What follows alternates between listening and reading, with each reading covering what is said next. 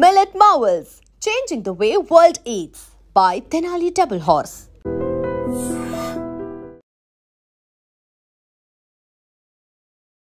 Hi hello నమస్తే welcome back to iDream media. ఈరోజు geopolitical issues ఎన్నో discuss చేయడంతో పాటుగా ముఖ్యంగా అమెరికన్ వీసా అప్డేట్ ఏంటి, ఒక ఇండియన్గా యూఎస్లో చదువుకోవాలి, యూఎస్లో జాబ్ చేయాలనే ఒక కళ ప్రతి ఒక్క ఇండియన్కి ఉంటుంది. అయితే ఇది ఇప్పుడున్న సిచ్యువేషన్లో ఎంతవరకు పాసిబుల్, ఇలాంటి ఎన్నో విషయాలు మనతో చర్చించబోతున్నారు వోక్సన్ యూనివర్సిటీ నుంచి ప్రొఫెసర్ రవీందర్ రైనా గారు. అండ్ ఎన్నో కంట్రీస్లో ఎన్నో యూనివర్సిటీస్లో ప్రొఫెసర్గా చేసిన సార్ యొక్క ఎక్స్పర్టీస్ ఈరోజు ఎపిసోడ్లో మనం తీసుకుందాం. నమస్కారం సార్. నమస్తే విరాట్ గారు. మోస్ట్లీ చాలామందికి ఏంటి అంటే మీకు తెలిసిన విషయమే, యూఎస్లో చదువుకోవడం జాబ్ చేయడం అనేది వాళ్ళ క్రైటీరియాలో టాప్లో ఉంటుంది, వెరీ ప్రైమరీ క్రైటీరియా అని చెప్పొచ్చు. ఎందుకంటే అక్కడ డిగ్రీకి ఇచ్చే వాల్యూ అలాంటిది అని చెప్పేసి అందరూ భావిస్తుంటారు. అండ్ మీరు యాజ్ అ ప్రొఫెసర్గా ఆస్ట్రేలియాలో చేశారు, నమీబియాలో చేశారు, డిఫరెంట్ కంట్రీస్లో చేస్తున్నారు. సో రైట్ నో జియో పొలిటికల్గా చూసుకుంటే ఇండియాకి అమెరికాకి మధ్యలో ఒక టారిఫ్ వార్ అనేది నడుస్తూ ఉంది. మన గూడ్స్ అన్నిటి మీద వాళ్ళు 50% టారిఫ్ వేశారు. ఇలాంటి టైంలో ఇండియన్ స్టూడెంట్స్ అక్కడికి వెళ్తే కాస్త ఇబ్బంది పడే ఛాన్సెస్ ఉన్నాయి. అండ్ అక్కడ జాబ్ పరంగా వెళ్ళినా కూడా రూల్స్ అనేవి స్ట్రిక్ట్గా ఉంటాయి. అండ్ మన ఐడెంటిటీ మనం జాగ్రత్తగా చూసుకోవాలి అని చెప్పేసి చాలా జాగ్రత్తలు చెప్తా ఉన్నారు. సో దీని గురించి మీరేమంటారు? అసలు ఇండియాకి అమెరికాకి మధ్యలో వీసా ఇష్యూలు ఏమేమి ఉన్నాయి? విరాట్ గారు, పర్టికులర్గా మనం జనవరి 2025 నుండి చూసుకున్నట్టయితే వీసాలో కానివ్వండి, తర్వాత పొలిటికల్ ఎకనామిక్ ఇష్యూస్లో కానివ్వండి చాలా చేంజెస్ వచ్చాయి. ట్రంప్ గారు రెండోసారి ప్రెసిడెంట్ అమెరికాకి అయిన తర్వాత ఆయన 20th జనవరికి 2025లో ఆయన ప్రమాణ స్వీకారం చేశారు. అప్పటి నుండి చాలా హార్ష్గా, అంటే ఇండియన్స్ అనేది ఒకటే కాకుండా ఒక మాగా అనే ఒక ప్రిన్సిపల్ పెట్టుకున్నాడు. ఆ మాగా అనే ప్రిన్సిపల్ మీదనే ఆయన పవర్లోకి వచ్చాడు. అసలు మేక్ అమెరికా గ్రేట్ అగైన్ అని చెప్పి. So make America great again అనేది ఇప్పుడు చాలామంది ఇమిగ్రెంట్స్ ఉన్నారు. అంటే అది మెక్సికో నుండి వచ్చిన వాళ్ళు కావచ్చు, ఇండియా నుండి వచ్చిన వాళ్ళు కావచ్చు, పాకిస్తాన్ నుండి, బంగ్లాదేశ్, రకరకాల కంట్రీస్, మొత్తం ఆల్ ఓవర్ ద వరల్డ్లో ఉన్నటువంటి ప్రజలందరూ కూడా దాదాపు 200 కంట్రీస్ ఉన్నట్టయితే 200 కంట్రీస్ పీపుల్ అమెరికాలో ఉంటున్నారు. దాన్ని రెయిన్బో నేషన్ అని కూడా అంటారు. ఇప్పుడు ఈ వీసా పరంగా చూసుకున్నట్టయితే ఎక్కువ శాతం జనాలు మన స్టూడెంట్స్ కావచ్చు, ఎంప్లాయీస్ కావచ్చు, మన భారతదేశం నుండి అక్కడ వెళ్ళి పనిచేసే వాళ్ళు ఎక్కువ ఉన్నారు. ఒక సేయింగ్ ఏంటంటే చైనీస్ కూడా వెళ్తున్నారు, మన కౌంటర్ పార్ట్ చైనా వాళ్ళు కూడా వెళ్తున్నారు అమెరికాకు. చైనీస్ వాళ్ళు ఎక్కువ శాతము అక్కడ చదువులు పూర్తి చేసుకొని చైనాకు వచ్చి చైనాని డెవలప్ చేస్తున్నారు. భారతీయుల స్టూడెంట్స్ ఏం చేస్తున్నారంటే అక్కడికి వెళ్తున్నారు, అక్కడే చదువు కంప్లీట్ చేసుకుంటున్నారు, అక్కడే ఉండడానికి ప్రయత్నం చేస్తూ ఉన్నారు. అలా వండుకుంటూ అక్కడే ఉద్యోగాలు చేసుకుంటూ అమెరికాను డెవలప్ చేస్తున్నారు. సో అది డిఫరెంట్ జరుగుతుందన్నమాట. ఇప్పుడు మీరు అడిగిన ప్రశ్నకు విరాట్ గారు, ఈ గత 6 to 7 months నుండి మనకి ఎలాంటి చేంజెస్ వచ్చాయి వీసా పరంగా. కొంతమంది lakhs of students every year మన భారతదేశం నుండి అమెరికాలో చదువుకోవడానికి వెళ్తున్నారు. ఎందుకు వెళ్తున్నారు అనేది ఒక క్వశ్చన్. అమెరికా అనేది ప్రపంచంలో అతిపెద్ద ఆర్థిక వ్యవస్థ. అది దేశం పరంగా చూసినట్టయితే, ఏరియా సైజ్ పరంగా చూసుకున్నట్టయితే అది దాదాపు అరౌండ్ 9.8 million square kilometers ఉంది. దాదాపు 3rd largest కంట్రీ కింద వస్తుంది అది నార్త్ అమెరికా. ఎకానమీ పరంగా చూసుకున్నట్టయితే అది 1st largest economy in the old world, around $30 trillion worth of economy. So కాబట్టి గ్రీనర్ ఫ్రాక్చర్స్ కొరకు మన దగ్గర ఉన్నటువంటి విద్యార్థులందరూ ఐఐటీలు, ఐఐఎంలు చదువుకున్న వాళ్ళు కూడా అక్కడికి వెళ్తున్నారు. ఇప్పుడు సుందర్ పిచాయ్ కానీ, సత్యనారాయణలో కానీ అట్లా తీసుకున్నట్టయితే చాలామంది సీఈఓలు, మల్టీనేషనల్ కంపెనీలో పనిచేసే సీఈఓలు కూడా మన దేశం నుండి వెళ్ళి అక్కడ పనిచేసిన వాళ్ళే, చదువుకోవడానికి వెళ్ళారు, అక్కడే ఉండిపోయారు. సో ఇలా ఉండడం వల్ల అమెరికా యొక్క ఆర్థిక వ్యవస్థ అనేది డెవలప్ కావడానికి భారతదేశం అనేది చాలా వరకు సపోర్ట్ చేస్తుంది. అది చాలామంది ఒప్పుకున్నా కూడా అది కనిపించదు వాళ్ళకు. బట్ రియాలిటీ ఏంటంటే అది జరుగుతూ ఉంది.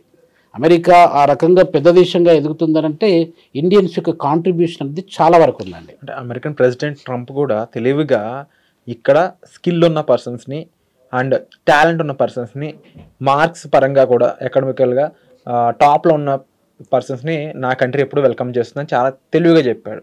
అయితే మన వాళ్ళలో నెంబర్ ఎక్కువ కాబట్టి వెళ్ళే వాళ్ళ సంఖ్య, ఇందులో కాస్త లో పర్ఫామ్ చేసేవాళ్ళు, మీడియంగా పర్ఫామ్ చేసేవాళ్ళు అక్కడ ఏదో రకంగా ఉండడానికి ఇష్టపడుతున్నారు. బట్ వాళ్ళ పరిస్థితి ఏంటి? వాళ్ళు జాగ్రత్త పడాలా? అలాంటి వాళ్ళ మీద ఎలాంటి స్ట్రిక్ట్ రూల్స్ అక్కడ ఉన్నాయి?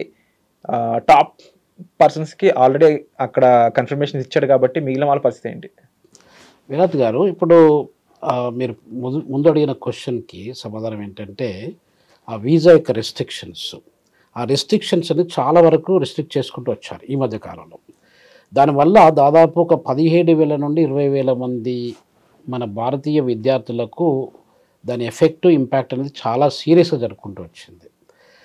అంటే అక్కడ ఉన్న వాళ్ళను చాలామంది ఇల్లీగల్గా వెళ్ళి, లేకపోతే ముందు వీసా ఏదో ఒకటి తీసుకొని, అంటే visiting visa B1 B2 visas అంటారు కదా, విజిటింగ్ వీసాలో వెళ్ళి అక్కడే ఉండిపోయి అక్కడే సెటిల్ అయిపోయి అక్కడే ఏదో ఉద్యోగాలు చేస్తూ ఉండే వాళ్ళు చాలామంది ఉన్నారు. దాదాపు ఇప్పుడు చెప్పినట్టుగా 17,000 to 20,000 మధ్యలో ఆ నంబర్స్ ఉంటే వాళ్ళందరినీ ఐడెంటిఫై చేసి చాలామందిని బయటికి పంపించేశారు. అది జరిగినటువంటి విషయం ఈ మధ్యకాలం.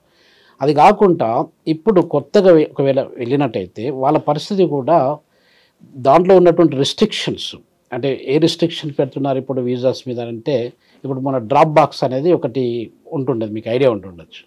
డ్రాప్ బాక్స్ అంటే ఏంటంటే, ఒకవేళ మనము ముందు వీసా అప్లై చేసుకున్నాం అనుకోండి, 3 years వీసా ఇచ్చారు మనకి.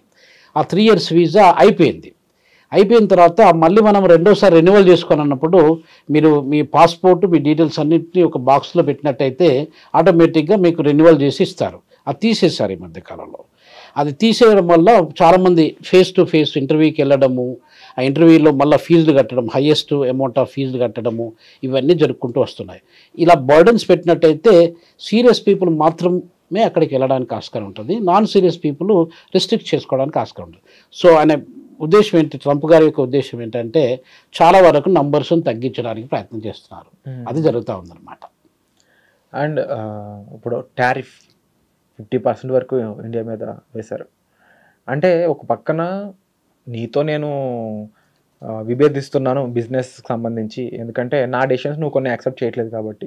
వాటిలో ముఖ్యంగా మేము ఇచ్చే ఈ వ్యవసాయ వస్తువులు కొన్ని మీరు దిగుమతి చేసుకోవాల్సి ఉంటుంది అనేది. అసలు ఇండియా అంటేనే అగ్రికల్చర్కి పెట్టింది పేరు. అలాంటి మనం ఏ అవసరంతో అక్కడ ప్రొడక్ట్స్, మనకు అవసరం లేని ప్రొడక్ట్స్ మనం ఎందుకు ఇంపోర్ట్ చేసుకుంటాం? చాలా బేస్లెస్ రీజన్గా కనిపిస్తుంది ఇది. మరి దీనిపై మీరేమంటారు? విరాజ్ గారు, ఇప్పుడు పర్టికులర్గా గత 2 వారాలు 3 వారాల నుండి జరిగే విషయం ఏంటంటే, ఆగస్టు అంటే ఇంతకుముందు మనము రష్యా నుండి ఆయిల్ దాదాపు 40% మన మొత్తం కన్జంప్షన్లో 40% of the oil we're buying from only 1 country, Russia నుండి. దాదాపు 2 మిలియన్ బ్యారెళ్ళు per day we're buying from Russia. ఎందుకు బై చేస్తున్నాం అక్కడ? ఇంతకుముందు మనం చాలా దేశాల నుండి బై చేసాం.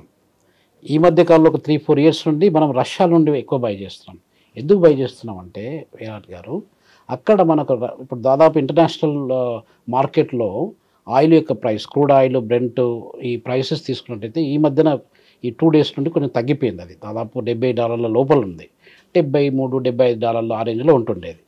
$75 ఉన్నటువంటి బ్యారెల్ పర్ ప్రైస్, అంటే బ్యారెల్ అంటే దాదాపు 148 లీటర్ల ఆయిల్ ఉంటుంది ఒక్కొక్క బ్యారెల్కు. అట్లాంటి ఆయిల్ని మనము రష్యా నుండి $55 కంటే తక్కువ ప్రైస్లో మనం కొనుక్కుంటున్నాం. Number 1 reason. నంబర్ 2 రీజన్ ఏంటంటే, మనము వాళ్ళకు డాలర్లలో పే చేయట్లేదు. ఎందుకంటే రష్యన్స్కి డాలర్లలో వాళ్ళకు తీసుకోవట్లేదు, వాళ్ళకి ఇష్టం కూడా లేదు. డాలర్ అంటే డీడాలరైజేషన్కి వాళ్ళు కూడా చాలా రోజుల నుండి ఎక్సర్సైజ్ చేస్తున్నారు. నేను రష్యాలో రూడెన్ యూనివర్సిటీ అని, RUDN యూనివర్సిటీ అని, అక్కడ నేను విజిటింగ్ ప్రొఫెసర్ని. 6-7 months back I was there in Russia, మాస్కోలో. ఆల్మోస్ట్ ఎవ్రీ 6 months 7 monthsకి ఒకసారి నేను వెళ్ళేస్తుంటాను. సో రష్యాలో నా స్టూడెంట్స్ కూడా అడుగుతుండే అనమాట, సార్ మా దగ్గర ఒక $20 billion worth of Indian rupees మా దగ్గర ఉన్నాయి, ఎంతకాలం మీ రూపీస్ని మా దగ్గర పెట్టుకోవాలని చెప్పి క్వశ్చన్ అడుగుతుండేది నాన్న. సో పాయింట్ ఏంటంటే విరాట్ గారు, ఇప్పుడు రష్యాకు మనకు ఆ ట్రేడ్ రిలేషన్ అనేది చాలా అమికేబుల్గా ఇప్పుడే కాదు, నెహ్రూజీ కాలం నుండి చూసుకున్నట్టయితే నిన్ననే మనం ఇండిపెండెన్స్ డే చేసుకున్నాం. 79th independence day 15th August చేసుకున్నాం. అప్పటి నుండి ఇప్పటి వరకు దాదాపు 50s నుండి ఇప్పటి వరకు కూడా దాదాపు 79-80 సంవత్సరాల నుండి మన రిలేషన్షిప్ విత్ రష్యా అనేది చాలా స్ట్రాంగ్గా ఉంది. అమెరికా కంటే ఎక్కువ స్థాయిలో మన రిలేషన్షిప్ రష్యాతో స్ట్రాంగ్గా ఉంది. అది డిఫెన్స్ టెక్నాలజీలో కావచ్చు, మన ఇన్నోవేషన్లో కావచ్చు, సైన్స్ టెక్నాలజీ కావచ్చు, స్పేస్ టెక్నాలజీ కావచ్చు, ఏ పరంగా తీసుకున్నా కూడా మనకు అది రిలేషన్ ఉంది. సో కాబట్టి మనము 2 రీజన్స్ వల్ల, ఒకటి ఏంటంటే మనం డాలర్స్ పే చేయలేదు. డాలర్లు పే చేసినట్టయితే మన దగ్గర ఉన్న డాలర్స్ తొందరగా అయిపోతాయి, మన ఫారిన్ కరెన్సీ రిజర్వ్స్ అనేది తొందరగా అయిపోతాయి. తొందరగా అయిపోయినప్పుడు మనం వేరే వాళ్ళ మీద డిపెండ్ కావడానికి ఆస్కారం ఉంటుంది. IMF లోన్స్ మీదనో, వరల్డ్ బ్యాంక్ లోన్స్ మీదనో, ఇంకే రకమైన లోన్స్ మీదనో ఉంటాయి. ఆ పరిస్థితుల్లో మనం చాలా కండిషన్స్ని మనం ఒప్పుకోవాల్సి వస్తుంది. మన రూపీస్ మనం పే చేసినట్టయితే, ఒకవేళ మన రష్యన్స్ మనకి ఏదైనా ఎక్స్పోర్ట్ చేసినప్పుడు మన రూపీస్ను వాళ్ళు పే చేసినట్టయితే అక్కడికి సెటిల్ అయిపోతుంది అకౌంట్. సో ఆ రీజన్స్ వల్ల, ఈ 2 రీజన్స్ వల్ల, అంటే ఒకటి ఏంటంటే $55 కంటే తక్కువ స్థాయిలో మనకు డబ్బులు అది ఒక బ్యారెల్కి అమ్ముతున్నారు, అది రెండవది ఏంటంటే రూపీస్కు, మన ఇండియన్ రూపీస్లో మనం పే చేస్తున్నాం. సో ఇది మనకు ఇండియాకు చాలా లాభదాయకం, రష్యా కంటే ఎక్కువగా ఇండియాకు లాభదాయకం. ఇంకొకటి రష్యాకి ఎలాంటి లాభదాయకం అంటే విరాట్ గారు, రష్యాలో 40% అంత పెద్ద మొత్తంలో మేజర్ అమౌంట్ ఆఫ్ ఆయిల్ని పర్చేజ్ చేసే కస్టమర్ కానీ కంట్రీ కానీ ఎవరు లేరు ఇండియా తప్ప. ఎందుకంటే మనం అంతా largest populated country in the world. 1.45 billion people మన దేశంలో ఉన్నారు. మన దగ్గర ప్రొడ్యూస్ చేసే ఆయిల్ రిసోర్సెస్ 20% కంటే తక్కువ ఉన్నాయి. మనకు 100 లీటర్ల పెట్రోల్ అవసరమైతే మనము దాదాపు 80 లీటర్ల పెట్రోల్ను బయట నుండి కొనుక్కోవాల్సి వస్తుంది. 20 లీటర్ల కంటే తక్కువ స్థాయిలోనే మనం ప్రొడ్యూస్ చేసుకోగలుగుతున్నాం. అస్సాం, దిగ్బాయ్ అట్లాంటి కొన్ని ఆయిల్ వెల్స్ ఉన్నాయి మన దగ్గర, అంతే. సో ఇప్పుడు మనం forever we are dependent on oil resources. అలాంటప్పుడు రష్యాకు విన్ సిచ్యువేషను, ఇండియాకు ఆల్సో విన్ సిచ్యువేషన్. దాన్నే కంపిటేటివ్ అడ్వాంటేజ్ అంటారు మనం ఇంటర్నేషనల్ ఎకనామిక్స్ అండ్ ఫైనాన్స్లో. సో ఆ రకంగా ట్రేడ్ను మనం కంటిన్యూ చేస్తున్నాం. దాంతో దాదాపు ఒక $20 బిలియన్ పైన మనం సేవ్ చేయాల్సి వచ్చింది, అంటే ఆ ట్రేడ్ చేయడం వల్ల రష్యాతోని. అది అమెరికాకు నచ్చట్లేదు. అమెరికాకు నచ్చక మీ అందరం కూడా, అంటే ఇప్పుడు Russia, China, India, south Africa, Brazil, ఈ 5 కంట్రీస్తో పాటు ఇంకొక 5 కంట్రీస్ మొన్న జాయిన్ అయ్యాయి. ఇవన్నీ బ్రిక్స్ కంట్రీస్ అంటారు, Brazil, Russia, India, China, south Africa. ఇవన్నీ ఒక బ్లాక్, ఎకనామిక్ బ్లాక్. వాళ్ళు స్ట్రాంగ్ అయిపోతున్నారు అనమాట. ఆ స్ట్రాంగ్ అయినప్పుడు అమెరికాకు కొంచెం షేక్ అయిపోతుంది. అంటే మేము ప్రపంచంలో అతి ఎక్కువగా ఉన్నటువంటి అతి పెద్ద ఆర్థిక వ్యవస్థ మేము అయినప్పుడు ఈ బ్రిక్స్ ఫార్మేషన్ వచ్చేసి మమ్మల్ని ఎక్కడ తొక్కిపడేస్తుందో, మా యొక్క ఇమేజ్, మా యొక్క డామినెన్స్ ఎక్కడ పడిపోతుందో అన్న భయంతో ట్రంప్ గారు ఇవన్నీ రిస్ట్రిక్షన్స్ పెట్టుకుంటూ వస్తున్నారు. కాకపోతే మన ఇండియాను ఎక్కువ టార్గెట్ చేస్తారు అతను. ఇండియాను 25% టారిఫ్స్ అనేది కూడా చాలా ఎక్కువ టారిఫ్స్. అసలు యాక్చువల్గా 5 to 10 as a professor of economics 5 to 10% tariffs, 15% tariffs అది కామన్గా ఎక్కడైనా ఏ కంట్రీ అయినా ఇంపోజ్ చేస్తుంది. 25% పోయి ఇప్పుడు 50% టారిఫ్ను అంటున్నారు. సో 50% టారిఫ్స్ పెట్టినట్టయితే మన ఆర్థిక వ్యవస్థ మీద కనీసం 2% GDP అనేది దెబ్బపడడానికి ఆస్కారం ఉంటుంది. మనం ఇప్పుడు ఆల్మోస్ట్ ఒక 6.8% GDPలో మన గ్రోత్ రేట్ అలా ఉంది, ఎకనామిక్ గ్రోత్ రేట్. అంటే మనకు 2% ఇండియన్ ఎకనామీ మీద దెబ్బపడ్డట్టయితే చాలా మేజర్ లాస్ అవుతుంది. దాదాపు ఒక 7 lakhs crore rupees we are going to lose with that kind of restrictions. అంటే ఇండియన్ గవర్నమెంట్ దీనికి ఒక నెక్స్ట్ గేమ్ ఆడుతుందని చెప్పేసి కూడా కొంతమంది చెప్తా ఉన్నారు. అంటే సేఫ్గా ఉండడానికి. చైనా అనేది 2nd largest, India is the 4th largest economies పరంగా. రైట్. సో ఇవి 2 కలవడం అనేది చరిత్రలో చాలా కొత్త అధ్యాయం అని చెప్తా ఉన్నారు. అండ్ 5 ఏళ్ల క్రితం ఏదైతే ట్రేడ్స్ అనేవి క్లోజ్ చేస్తారో ప్రాపర్గా తిరిగి ఆ ట్రేడ్స్ అన్ని మళ్ళీ ఓపెన్ చేయడం ఇండియా, చైనా మధ్య, ఇది మనకి ఏమైనా బూస్టప్ ఇచ్చే ఛాన్స్ ఉందా ఒకటి? అండ్ మరీ ముఖ్యంగా ఇప్పుడు బ్రిక్స్ కంట్రీస్ ఇలా చేస్తున్న టైంలో ట్రంప్ ఇంకా నెగిటివ్గా చేసే పనులు ఏమేమి ఉంటాయి? విరాజ్ గారు, ఇంకొకటి ఏంటంటే అమెరికా అనేది డెవలప్డ్ కంట్రీగా ఎప్పుడు మారిందంటే 1871 నుండి మారింది. అంటే 1871 నుండి ఇప్పటి వరకు దాదాపు 153 సంవత్సరాల పాటు ఒక కంట్రీనే ప్రపంచం మొత్తం మీద ఒక పెద్ద ఆర్థిక వ్యవస్థగా ఉండిపోయింది. ఏంటంటే అమెరికా ఒకటే. దానికంటే ముందు చైనా, ఇండియా 2 దాదాపు 1800 సంవత్సరాల పాటు, మీరు 1st century AD తీసుకొని 18th century మనకు బ్రిటిషర్స్ మన దేశాన్ని ఆక్రమించే కంటే ముందు పెద్ద ఆర్థిక వ్యవస్థ ప్రపంచంలో ఏంటి అంటే ఇండియా. అది చాలామందికి తెలియదు ఈ విషయం. ఇండియా ఇప్పుడు అమెరికా అనేది మొత్తం ప్రపంచ ఆర్థిక వ్యవస్థలో 30% కాంట్రిబ్యూట్ చేస్తే మనం ఒకప్పుడు 40% మనం కాంట్రిబ్యూట్ చేసేవాళ్ళం. 40% నుండి 28%కి వచ్చినాము, 28 నుండి 25%కి వచ్చినాం. అప్పుడు మనం 25% ప్రపంచ ఆర్థిక వ్యవస్థకు మనం కాంట్రిబ్యూట్ చేస్తున్న సమయంలో చైనా 22%, 23% వాళ్ళు అంటే వాళ్ళు they are the 2nd largest, we are the 1st largest యాక్చువల్గా. సో ఆ పొజిషన్స్ మన ఈ చైనాకు ఇండియాకు ముందు నుండి ఉన్నాయి, 1800 సంవత్సరాల పాటు ఉన్నాయి. అప్పుడు మనము 25% కాంట్రిబ్యూట్ చేస్తున్న సమయంలో అమెరికా అనేది 1.8% మాత్రమే కాంట్రిబ్యూట్ చేస్తుంది ప్రపంచ ఆర్థిక వ్యవస్థ మొత్తం మీద. యూకే, మన కలోనియల్ మాస్టర్ యూకే కూడా 1.4, 1.5%, అంటే ఇద్దరు కలిపి కూడా దాదాపు 3.5% కూడా 3% కూడా కాంట్రిబ్యూట్ చేసేవాళ్ళు కాదు. సో ఈ పరిస్థితిని మనం అంతా కంప్లీట్గా చేంజ్ చేశారు వాళ్ళు. ఇండస్ట్రియల్ రెవల్యూషన్ జరగడం ఒకటి, కాలనైజేషన్ ప్రాసెస్ మన దగ్గర స్టార్ట్ కావడం ఒకటి, డిఫరెంట్ రీజన్స్ వల్ల మన పరిస్థితి పోయి ఇప్పుడు మనం 4% కాంట్రిబ్యూట్ చేస్తున్నాం. మీరు అన్నట్టుగా మనం 4th largest economy in the world. మొన్ననే అసలు యాక్చువల్గా 5th లార్జెస్ట్ ఉంటుండేది. జపాన్ పొజిషన్ అనేది అది 5th వచ్చింది, మనం 4th వచ్చేసినాము. మనం ఇంకా 3rd రావడం, జర్మనీకి మనకు పెద్దగా తేడా లేదు. జర్మనీ అనేది $4.5 ట్రిలియన్ ఉంటే మనం $4.2 ట్రిలియన్ మనం ఉన్నాం. వాళ్ళకు మనకు ఒక 300 మిలియన్లు అంతే, 300 బిలియన్లు ఆ రేంజ్లోనే ఉన్నాం మనం.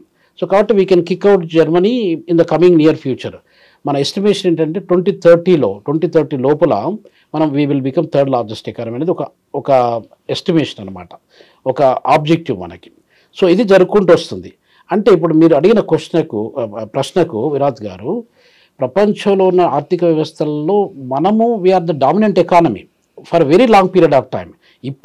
ఇప్పుడు వచ్చినట్టు చేంజ్ కాదు. ఈ కలోనియల్ వ్యవస్థ రావడం ఒకటి, ఈ దాదాపు మన బ్రిటిష్ వాళ్ళు 250-300 సంవత్సరాల పాటు మనల్ని రూల్ చేయడం ఒకటి, మన దగ్గర ఉన్న రిసోర్సెస్ని కొల్లగొట్టుకొని అది లండన్కు తీసుకెళ్ళి లండను యూకేని డెవలప్ చేయడము, ఇవి జరిగింది. కాబట్టి మన యొక్క ఆర్థిక వ్యవస్థ రికవర్ కావడానికి దాదాపు 79 సంవత్సరాలు పట్టింది.